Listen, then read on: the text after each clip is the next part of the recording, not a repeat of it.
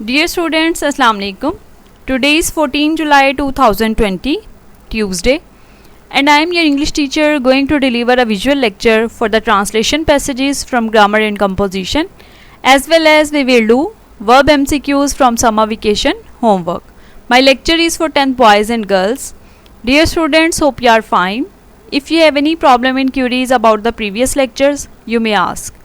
As you know, students, we have started our summer vacation homework from the textbook as well as grammar and composition and completed review exercise number 1, and today we will do verb MCQs from summer vacation homework.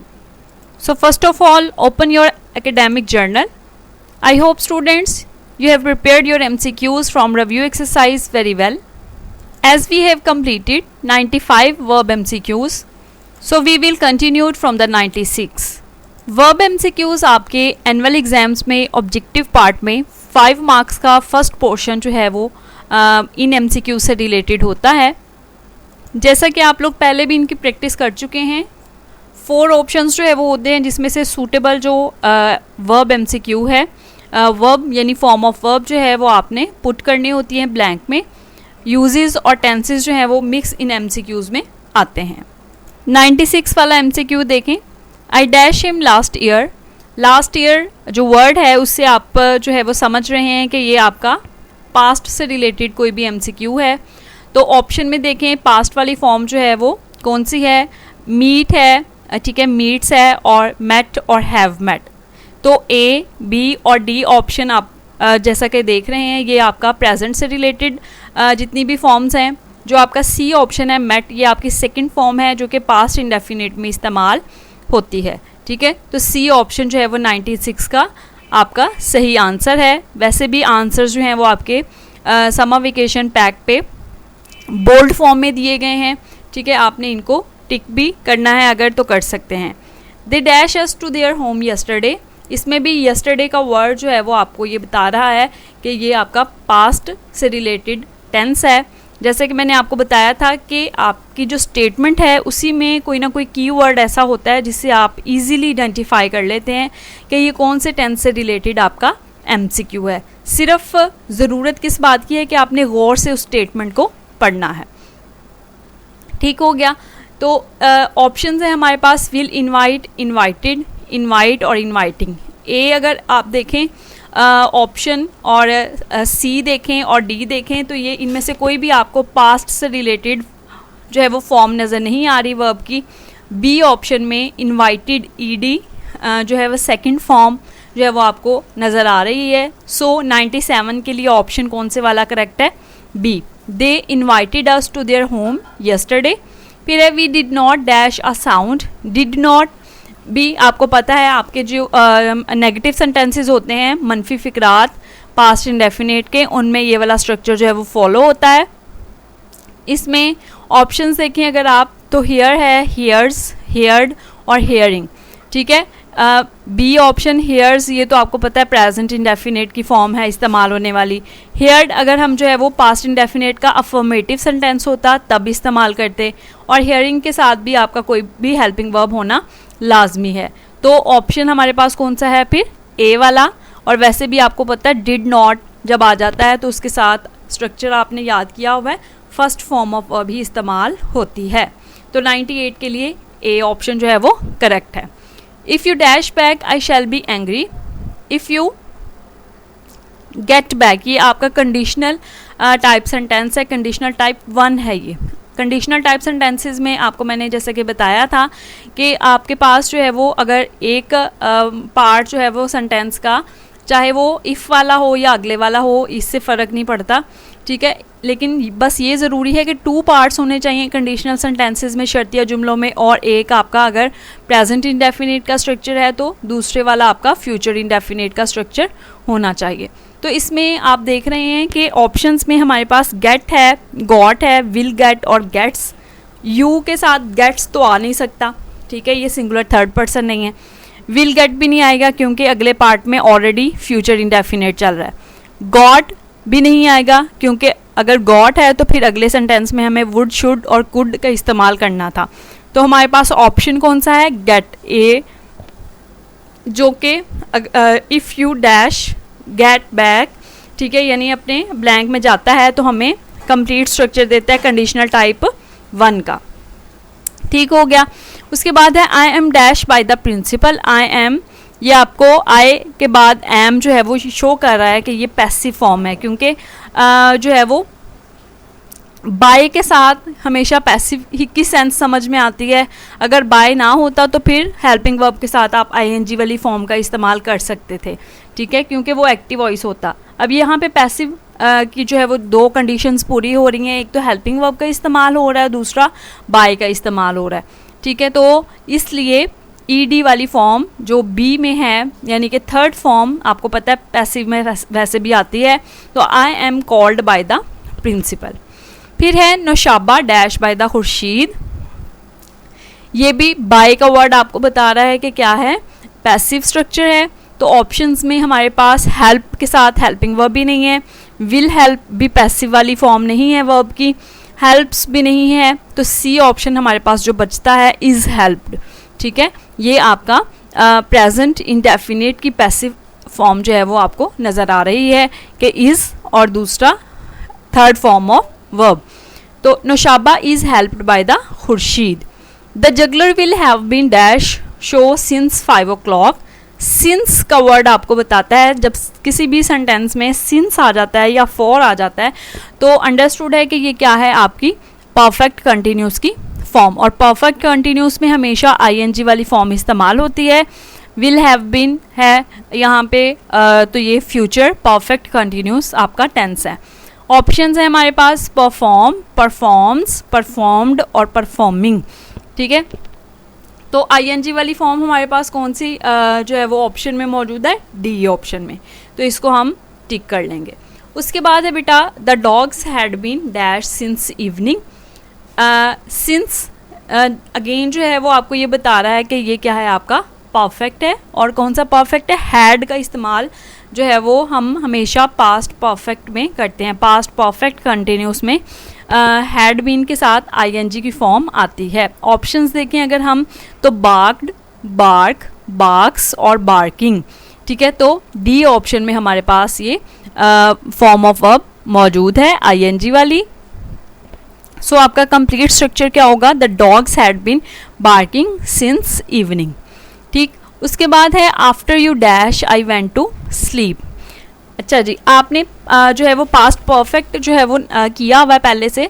उसमें जो है वो 2 तरह के sentences होते हैं। एक तो सिंपल सेंटेंस जो एक ही पार्ट में मुश्तमिल होता है, एक होता है डबल सेंटेंस। आपको अगर याद हो तो पास्ट परफेक्ट में हमने देखा था कि डबल सेंटेंस तब मौजूद होता है जब एक कंडीशन फुलफिल हो रही है और अगली कंडीशन बाद में हो, ठीक है। तो उसमें हम स्ट्रक्चर क्या रखते थे, जैसा कि इस तरह के सेंटेंसेस होते हैं कि मैच ख़त्म होने से पहले बारिश शुरू हो चुकी थी, ठीक है, या डॉक्टर के आने से पहले मरीज़ मर चुका था। तो इस तरह के सेंटेंसेस आपने देखा है पास्ट परफेक्ट में मौजूद होते हैं। तो हम एक जो है वो सेंटेंस को ट्रांसलेट करते हुए परफेक्ट वाली फॉर्म इस्तेमाल करते हैं, यानी हैड थर्ड फॉर्म, और दूसरे सेंटेंस को जो है वो करते हुए ट्रांसलेट हमेशा पास्ट इंडेफिनिट का स्ट्रक्चर फॉलो करते हैं, यानी कि सेकंड फॉर्म ऑफ वर्ब। तो इसमें आप देख रहे हैं कि after you dash I went to sleep. I went to sleep यानी पास्ट इंडेफिनिट वाली फॉर्म तो इस्तेमाल हो गई। अब बाकी दूसरे पार्ट में हमने कौन सी इस्तेमाल करनी थी, हैड वाली, यानी पास्ट परफेक्ट वाली। तो इसमें ऑप्शन में देखें लेफ़्ट है, हैड लेफ़्ट है, विल हैव लेफ़्ट और लीव। तो बी ऑप्शन में ये हैड लेफ़्ट वाली फॉर्म आपकी मौजूद है, ठीक है। तो आप 104 के लिए बी ऑप्शन जो है वो इस्तेमाल करेंगे। फिर उसके बाद आ जाएं आप she does not dash at the moment. Does not singular third person के साथ, डू और डज़ हम कब इस्तेमाल करते हैं, आपके प्रेजेंट इंडेफिनिट में। तो प्रेजेंट इंडेफिनिट में वैसे भी फॉर्म आपकी कौन सी यूज़ होती है, फर्स्ट फॉर्म ऑफ वर्ब। तो ऑप्शन है हमारे पास स्टडीड, स्टडिंग, स्टडीज़ और स्टडी। तो डी ऑप्शन है आपका स्टडी, जो कि आप 105 वाले MCQ में यूज़ करेंगे। फिर है I am not dash my time. I am not, अब यहाँ पे अगर होता बाय तो तब हम जो है वो ये समझ जाते कि ये पैसिव है। तो यहाँ पे बाय नहीं है, सो ये क्या होगा, प्रेजेंट कंटिन्यूस हमारा ये सेंटेंस होगा। आई एम नॉट, ऑप्शन है वेस्ट, वेस्टेड, वेस्टिंग और हैव वेस्टेड। आपको पता है प्रेजेंट कंटिन्यूस में हम हमेशा आईएनजी वाली फॉर्म इस्तेमाल करते हैं जिसे हम प्रेजेंट पार्टिसिपल भी कहते हैं। I am not wasting my time. Clear? अच्छा जी, उसके बाद आ जाएं आप 107 MCQ पे। One who dash finds, one who option है हमारे पास सीक्स, सीक, सीकिंग और सॉर्ट। अब यहाँ पे ये एक प्रोवर्ब है कि वन हु सीक्स फाइंड्स, यानी कि जो कोई कोशिश करता है उसको अपनी मेहनत का जो फल है वो मिल जाता है, वो हासिल कर लेता है। तो इसमें फाइंड्स यानी कि आप जो है वो एस का इस्तेमाल कर रहे हैं ऑलरेडी, और तो इसलिए हम अंडरस्टूड हैं कि जो पिछला आपका पार्ट है सेंटेंस का वहाँ पे भी फर्स्ट फॉर्म ऑफ वर्ब ही आएगी। लेकिन वन आपका जो है वो कोई भी शख्स के लिए हम इस्तेमाल करते हैं जो कि अननोन है, जिसकी जेंडर या जो है वो नंबर के बारे में हमें नहीं पता, बस ये एक पर्सन है, वो सिंगुलर थर्ड पर्सन है। तो वहाँ पे हम क्या इस्तेमाल करेंगे, थर्ड आपकी first form of verb with S या ई एस। ठीक है, तो ए ऑप्शन है आपका 107 के लिए, वन हु सीक्स फाइंड्स। फिर है how long dash you been working in the garden. Been working in the garden, आपके पास हाउ लॉन्ग जो है वो ये आपको शो कर रहा है कि ये हमारा क्या है, आपका परफेक्ट कंटिन्यूस है। ठीक है, तो इसमें हाउ लॉन्ग कितने अरसे से, ये आपकी मुकर्ररा मुद्दत या मुकर्ररा वक्त है, क्योंकि आपको पता है कि परफेक्ट कंटिन्यूस में हमेशा हमने जो है वो वक्त या मुद्दत का जिक्र ज़रूर करना होता है। तो आईएनजी वाली फॉर्म के साथ हैव बीन या हैज़ बीन आता है। यू है तो इसलिए यहाँ पे क्या आएगा, हैव। ऑप्शन थे हमारे पास विल हैव, हैज़ और हैड। डी ऑप्शन आपका जो है वह करेक्ट है, हैव। फिर है how long has he dash in Karachi.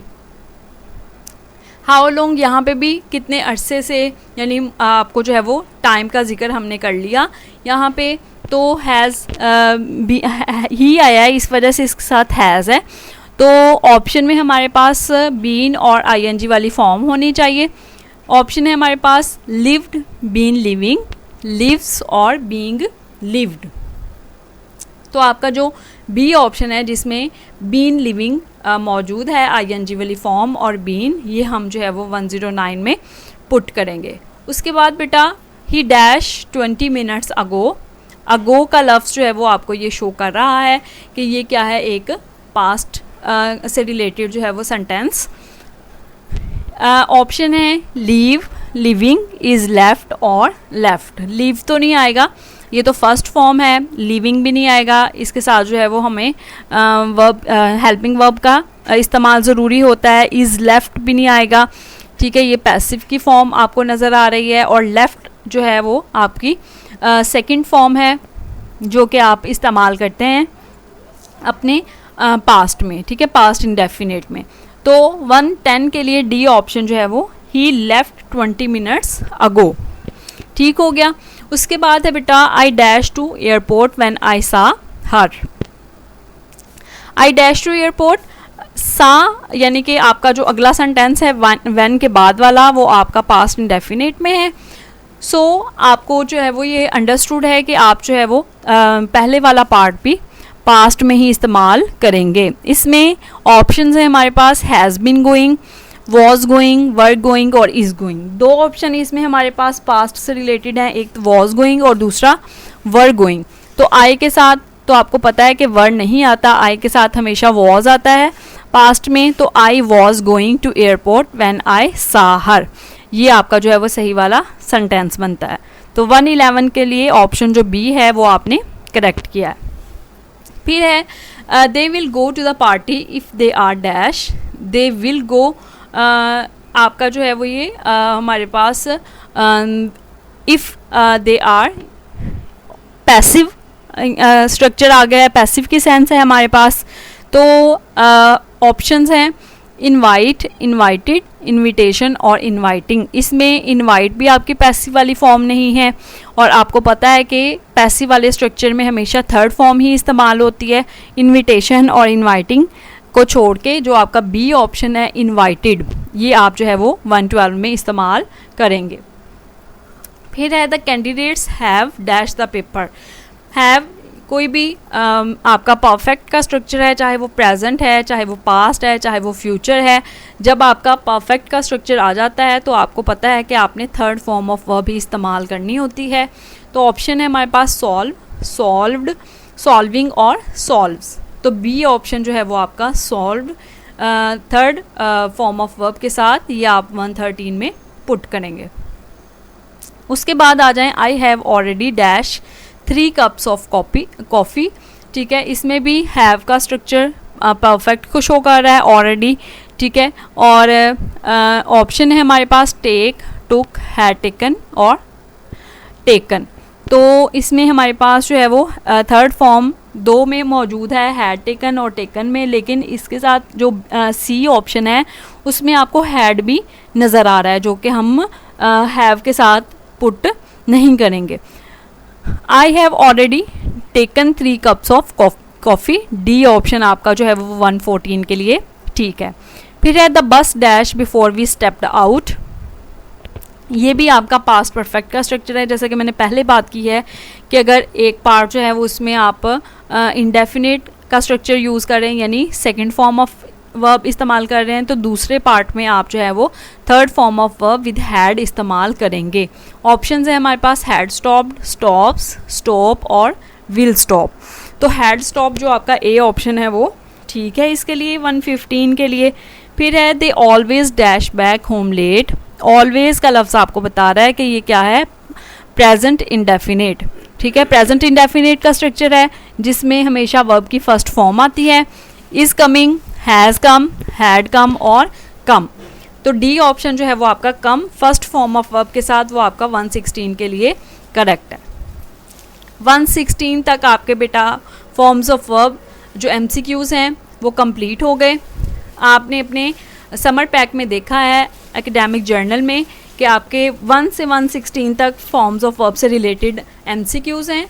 उसके बाद जो 117 से ऑनवर्ड हैं वो आपके ग्रामर MCQs जो है वो शुरू हो जाते हैं, जो कि आपके एनुअल पेपर में 5 मार्क्स के ही आते हैं, जो कि हम अपने कंप्लीट कर चुके हैं। और उनकी रिवीजन भी मैंने आपको जो है वो सैटरडे की डायरी में मैं आपको रिवीजन दे चुकी हूँ, जो कि यकीनन आपने रिवाइज कर लिए होंगे। ठीक है, तो आपने बेटा अब चूँकि आपके वर्ब MCQs कंप्लीट हो गए हैं तो कोशिश करनी है कि ये जो 20 आज हमने पढ़े हैं, डिस्कस किए हैं, इनको अच्छे से याद करके पिछले वाले भी रिवाइज़ कर लें।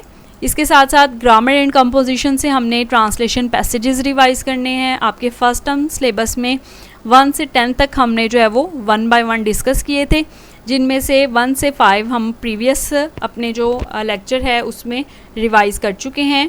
6 से ऑनवर्ड 10 तक आपकी रिवीजन के लिए आज के लेक्चर में, आज की डायरी में ये मौजूद हैं। ठीक है, तो ये सारे के सारे ही बेहद इम्पॉर्टेंट हैं, जिनमें एक कंजूस था। ठीक है, पैराग्राफ नंबर 6। फिर अनारकली लाहौर का मसरूफ़ तरीन बाज़ार है, पैराग्राफ नंबर 7। पैराग्राफ नंबर 8 वालिदैन की इज़्ज़त करना हमारा इखलाकी फ़र्ज़ है। फिर पैराग्राफ नंबर 9 एक दफ़ा 2 दोस्त सफ़र पे रवाना हुए। फिर है पैराग्राफ नंबर 10 शहर आने से पहले हम गांव में रहते थे, जिसमें से ये सारे ही बेहद इंपॉर्टेंट हैं। लेकिन अगर आप एग्जामिनेशन पॉइंट ऑफ व्यू से देखें तो प्रीवियस पेपर में जो अनारकली लाहौर का मसरूफ़ तरीन बाज़ार है, पैराग्राफ नंबर 7, 8 वालिदैन की इज़्ज़त करना हमारा इखलाकी फ़र्ज़ है, और शहर आने से पहले हम गांव में रहते थे, पैराग्राफ नंबर 10, ये बेहद इम्पॉर्टेंट हैं। ठीक है, ये आप देखेंगे बहुत ज़्यादा दफ़ा आपके पेपर में रिपीट हुए। तो इसलिए बेटा डायरी आपने अपनी डायरी में नोट डाउन कर लेनी है। हमने ग्रामर का ओनली काम किया है आज, जिसमें ट्रांसलेशन पैसेजेस हैं 6 to 10, जिनकी आपने अच्छे तरीके से, बहुत ज़्यादा अच्छे तरीके से रिवीजन करनी है। लिखने वाला काम तो इसमें कोई है ही नहीं, तो इसलिए कोशिश करें कि ट्रांसलेशन पैसेजेस याद करके, इनकी रिवीजन करके, इनको 1 by 1 लिख के ज़रूर देखें। और MCQs जो हैं वर्ब के, ये भी लिखने की ज़रूरत नहीं है, ना इनकी की बनानी है, ये भी आपके जो है वो एकेडमिक जर्नल में मौजूद हैं, वहाँ पे आपने इनको याद कर लेना है।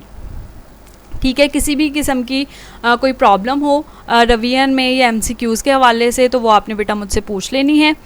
Thank you so much students. If you have any problem in queries you may ask in comments. अल्लाह ताला आप सबको अपनी हिफ्ज़-ओ-अमान में रखे, और टीचर्स को भी अपने दुआओं में ज़रूर याद रखा करें।